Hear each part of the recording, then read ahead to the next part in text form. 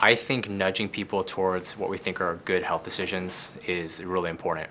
And in my work as a behavioral scientist, in fact, this is the work that we do, thinking about what are the nudges we apply, at what time, in what way, in what combination, to which people and which populations.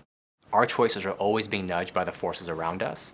So by your very presence in other people's lives, you are either a force to nudge or not nudge. There's no opting out of this, actually. You just are part of other people's choices. A very simple first step is to simply share your experience, right? And by that I mean, if you share your experience, behaviorally, what's happening is that you are creating what we call salience in someone's mind. Now I know Caleb. Caleb got the COVID vaccine, this is what happened to Caleb. That's creating a certain relevance in that person's mind that is actually nudging them, whether you intend to or not. To the extent that you're sharing your experience with somebody because you are in the same social circle on some level, you are creating that social norm.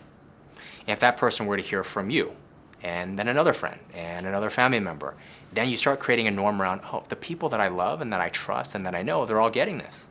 It's simply you sharing your experience with other people, right? I think is an immensely powerful thing. And then encouraging other people to do the same, that's where you start getting these kind of economies of scale with the messaging. We need to let people know, it's not that young people don't get COVID.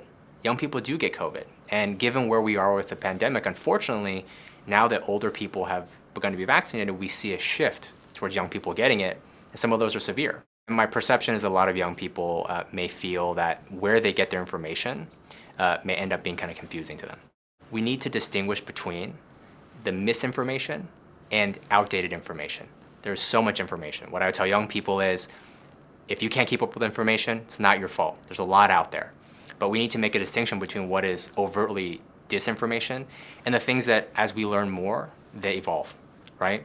And there, as easy it is to say, I would look at trusted sources. Sources at the local, at the state, at the national level. We've vaccinated millions of people now. We have now, unfortunately, had many cases of COVID. The data are getting stronger and stronger. The message is clear around the risks and the benefits of vaccination versus COVID. Local information is really important. So I think there is something about how we deliver the information and the who.